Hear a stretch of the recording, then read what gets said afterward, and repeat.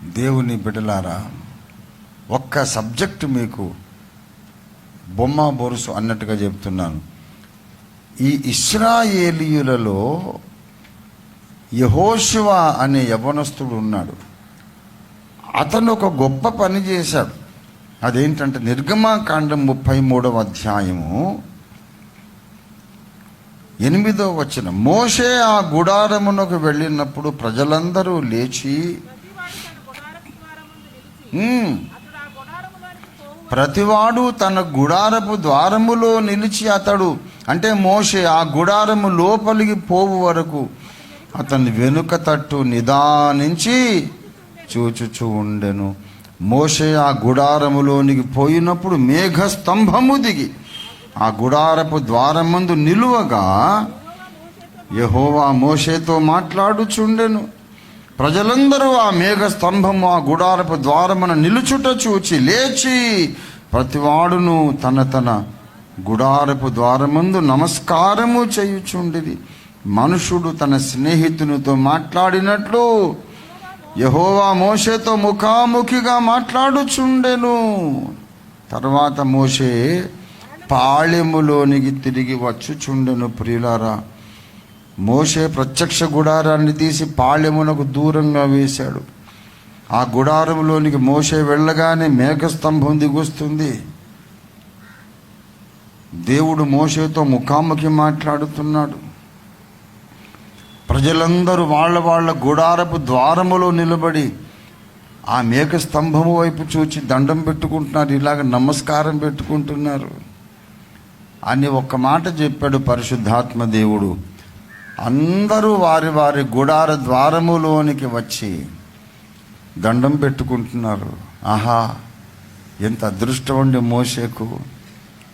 దేవుడే దిగి వచ్చి మాట్లాడుతున్నాడు.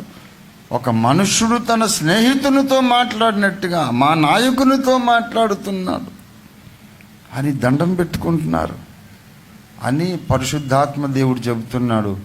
యెహోషువ మాత్రము గుడారపు ద్వారం దగ్గరికి రాలేదు, దండం పెట్టుకోలేదు. యెహోషువ తన గుడారములో నుండి బయటికి రాలేదు, గుడారంలోనే ఉండిపోయాడు. అందరూ బయటకు వచ్చారు, అందరూ దండం పెట్టుకుంటున్నారు. యెహోషువ అనే ఒక యవనస్తుడు గుడారంలోనే ఉండిపోయాడు.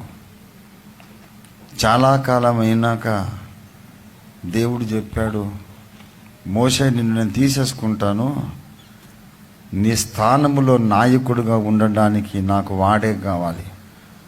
అప్పుడు గుడారము నుండి బయటికి రానోడు ఉన్నాడు కదా, అతడే కావాలి.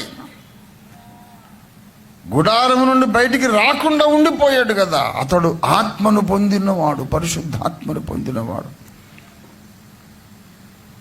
ఎందుకంటే గుడారపు ద్వారములోనికి వచ్చి దండం పెట్టుకున్నోళ్ళేమో లక్షల మంది, కానీ రాకుండా లోపలే ఉండి కన్నీటి ప్రార్థన చేస్తున్నాడు యెహోషువ.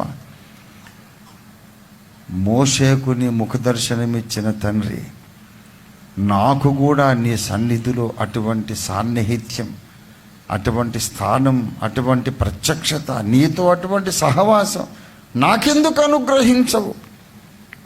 నాకు కూడా కావాలి నీతో సాన్నిహిత్యం. భక్తులను చూసి ఆనందించింది సమాజం. ఆ భక్తుడున్న అంతస్తులోకి వెళ్ళాలని తహతహలాడినాడు ఒకే ఒక్క యవ్వనస్తుడు, అతడు యెహోషువ. మనము దేవదాసయ్య గారిని గురించి చెప్పుకుంటాము, పిఎం సామ్యూల్ అయ్య గారి గురించి చెప్పుకుంటాము, భక్త్ సింగ్ అయ్య గారి గురించి చెప్పుకుంటాము, లేమన్స్ ఎవాంజలికల్ ఫెలోషిప్ డానియల్ అయ్య గారి గురించి చెప్పుకుంటాము. అందరూ మహానుభావులు. అలా చెప్పుకోవడం ఎలాగుందంటే, అయ్య బాబు దేవుడు అయ్యగారితో మాట్లాడాడు అని దండం పెట్టుకోవడం. యెహోషువ అలా చేయడు. అవును, ఆయనతో మాట్లాడి నేను దండం పెట్టుకోవడం ఏంటి? నాతో కూడా ఎందుకు మాట్లాడడు? తన చిత్తము నాకు ఎందుకు తెలియపరచడు?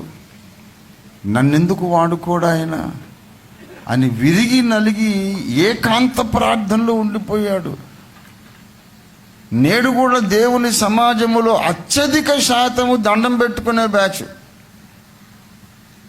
ఆయన గొప్పోడండి, ఈయన గొప్పోడండి, దినకరన్ గారు గొప్పోడండి, ఈయన గొప్పోడు, ఆయన గొప్పోడు, భక్సింగ్ గారు గొప్పవాడు, దేవదాసాయి గారు గొప్పవాడు, దండం పెట్టుకునే బ్యాచ్. కానీ దేవునికి వ్యక్తిగతంగా దగ్గర కావాలి, సన్నిహితంగా వెళ్ళాలి అని దాహముగొన్న యెహోషువలు కొద్దిమంది ఉన్నారండి.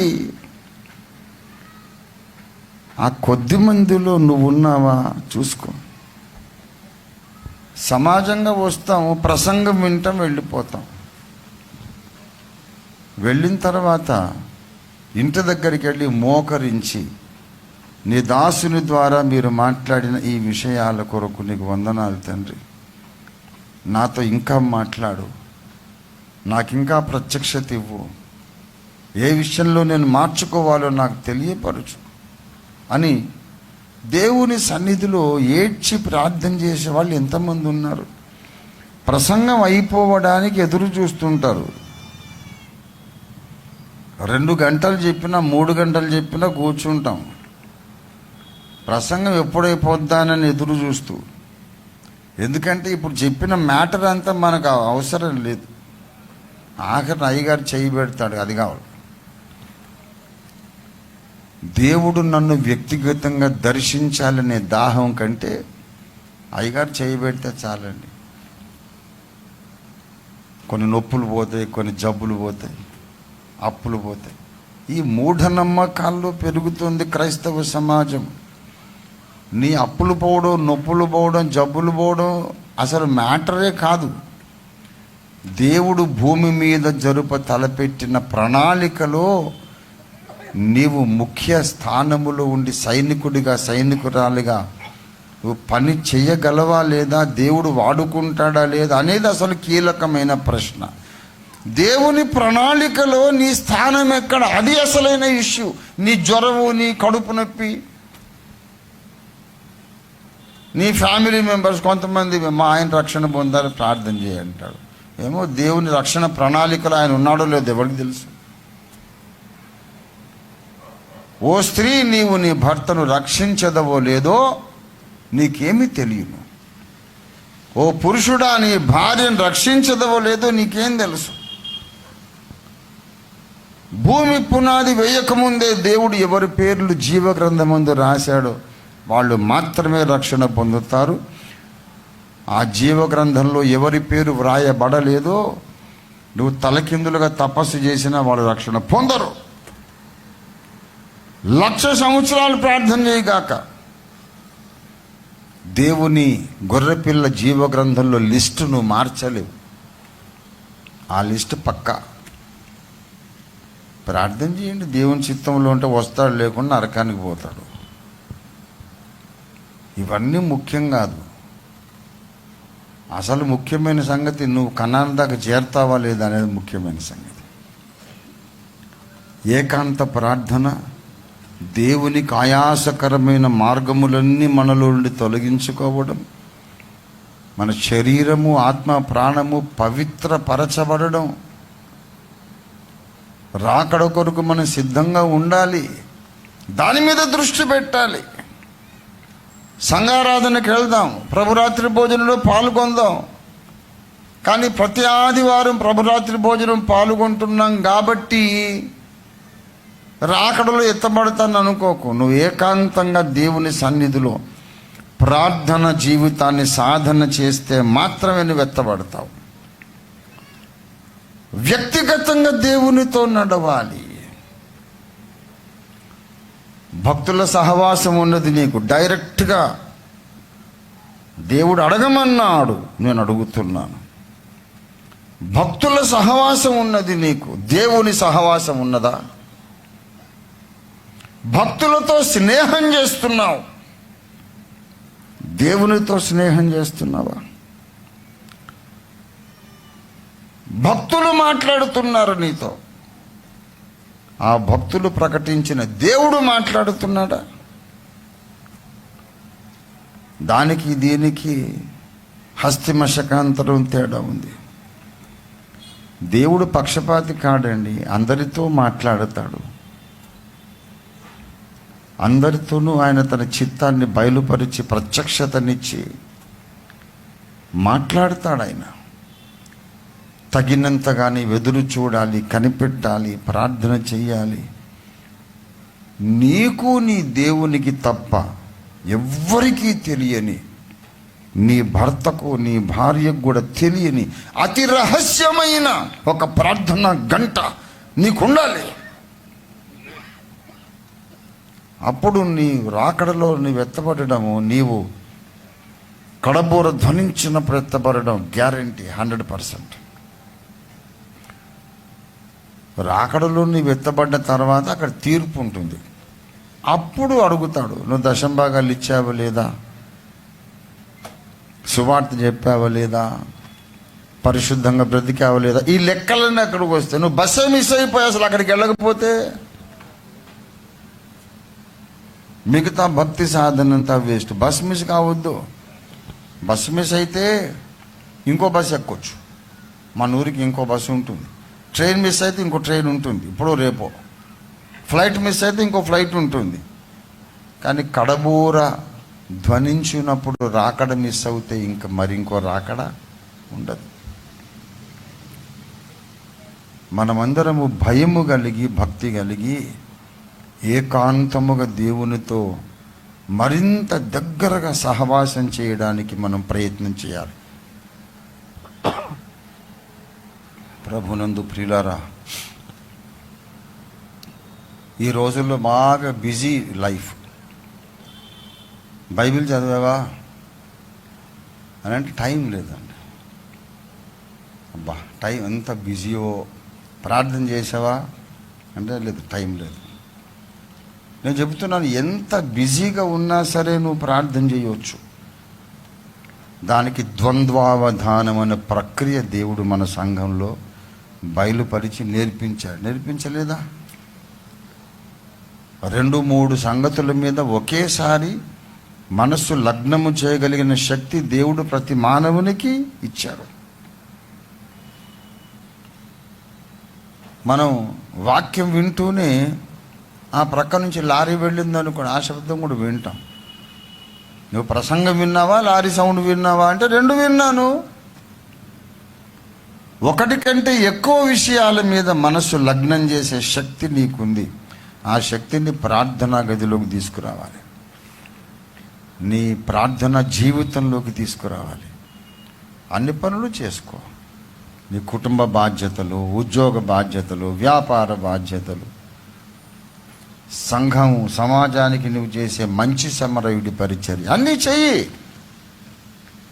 అన్నీ చేస్తూనే నీలోని ఒక సెక్షన్ ప్రార్థన మానకుండా ఉండాలి. దేవునికి స్తోత్రం కలుగును గాక. విసుగక నిత్యము ప్రార్థించు, సువార్త ప్రకటించు, మంచి సమరయుడిగా ప్రవర్తించు, అందరినీ ఆదరించు, అందరి సంశయాలు తీర్చు, అక్కరలో ఉన్న వాళ్ళకు సహాయం చెయ్యి, వ్యాపారం చెయ్యి, ఉద్యోగం చేసుకో, అన్నీ చేసుకో. పాప కార్యాలు తప్ప న్యాయమైన విధులన్నీ నిర్వర్తించు. కానీ ఏ పని చేస్తున్నా సరే ఒక సెక్షను దేవుని తట్టు లగ్నమై ఉండాలి, దేవుని స్వరాన్ని వింటూనే ఉండాలి.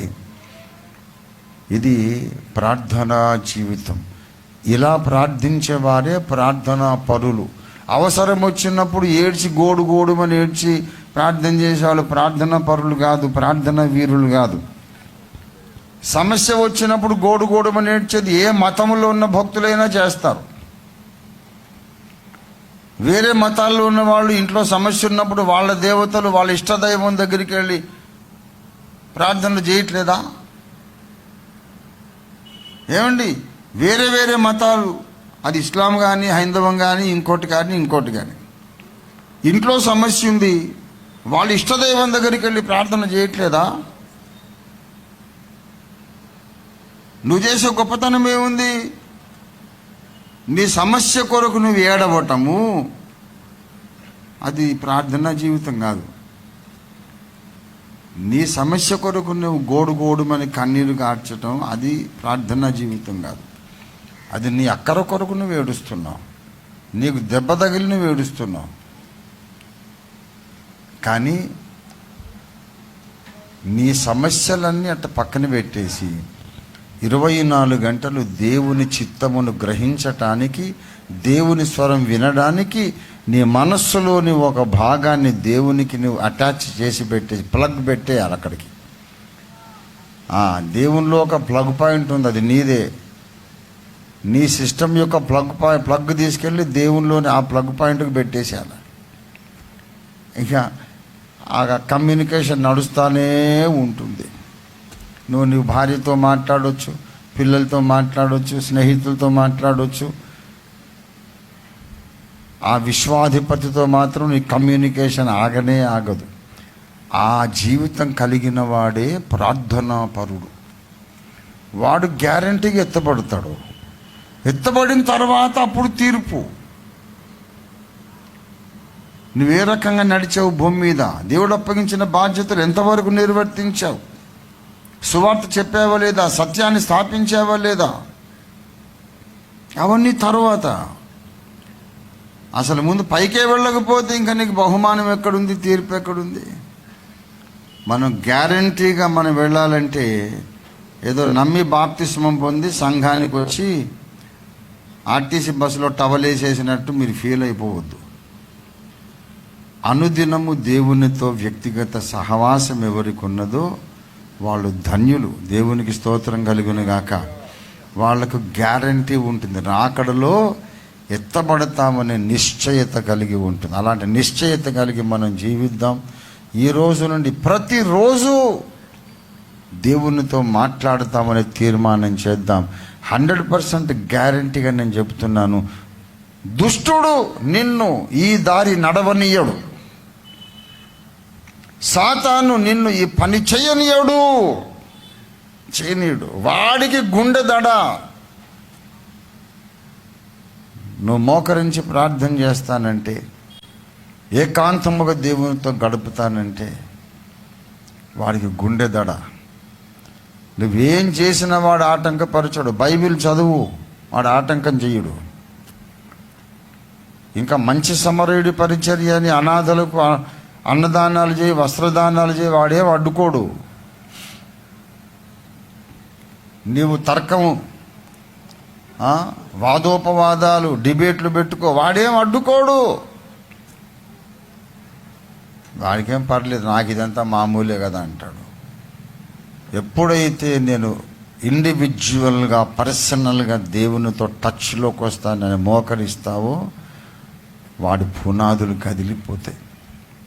సాతాను యొక్క సేనలన్నీ 1000 మంది దయ్యాలు వచ్చి నిన్ను అడ్డుకుంటాయి. అసలు పోరాటం అప్పుడు మొదలవుద్ది నీ జీవితంలో. ప్రార్థన అంత అనుకున్నంత సులభం కాదు. ప్రార్థన అంటే ఈజీ. ఎందుకు? దేవుడు మనకు మంత్రాలు తంత్రాలు ఏమి మనకు నియమించలేదు. హృదయంలోని భారాన్ని కుమ్మరించి అంతే అన్నాడు. అడుగుడి మీకు ఇవ్వబడును అన్నాడు. మనుషుడు స్నేహితునితో మాట్లాడినట్లు యెహోవా మోషేతో మాట్లాడిన. డైరెక్ట్గా మాట్లాడడమే ప్రార్థన. ఇంకా దాంట్లో ఇబ్బంది ఏముంది? దేవుడు మనకు ఏర్పరిచిన ప్రార్థన సులభమైనది, కానీ దుష్టుడు దాన్ని చాలా కష్టమైనదిగా మార్చేస్తాడు. మీరందరూ ఇంత ఈజీగా ప్రార్థనలు చేసి పరలోకానికి వెళ్ళిపోతే మరి నేనేం కావాలి బాబు? కష్టపడి ఆదాము హవ్వను పడేసి ఈ లోకమంతా నా రాజ్యంగా చేసుకొని అంధకార రాజ్యంలో పౌరులుగా మిమ్మల్ని అందరినీ నేను చేర్చుకున్న తర్వాత మీరు ఇలాగ రాజద్రోహం చేస్తారా? ఈ భూలోకము నాది, లోకాధికారి నేను. మీ యేసయ్య చెప్పాడుగా లోకాధికారినని నన్ను గురించి. మరి తప్పు కదా? లోకాధికారి మీద తిరుగుబాటు చేయడం తప్పు కదా? కాబట్టి మిమ్మల్ని మాత్రం నేను ప్రార్థన చేయనివ్వనని వాడు వస్తాడు. ప్రార్థనా పరుల దగ్గరికే సైతాన్ వస్తాడండి. మనం ఏమనుకుంటామంటే ప్రార్థనా పరులమైతే సైతాన్ రాడనుకుంటాం. మరి యేసయ్య దగ్గరికి ఎందుకు వచ్చాడు? ప్రార్థన లేకనా? ఉపవాసం ఉండి 40 దివారాత్రములు మంచినీళ్లు కూడా లేకుండా ఆయన ఉపవాసం ఉండి ప్రార్థన చేస్తే అప్పుడు సైతాన్ వచ్చాడు. ఎవరు ఎక్కువ ప్రార్థనా పరులో వాళ్ళనే పడద్రోయాలని సైతాను ప్రయత్నం చేస్తాడు. కనుక ఈ మహాపోరాటానికి రెడీ అయిపోవాలి. పరిశుద్ధాత్మ దేవుడే నీకు జయం అనుగ్రహిస్తాడు. ఆ ఘన విజయానికి కూడా నువ్వు రెడీ అయిపోవాలి. దేవుని స్తోత్రం కలుగును గాక. పోరాటానికి తయారు, విజయానికి తయారు. దేవునికి స్తోత్రం కలుగును గాక.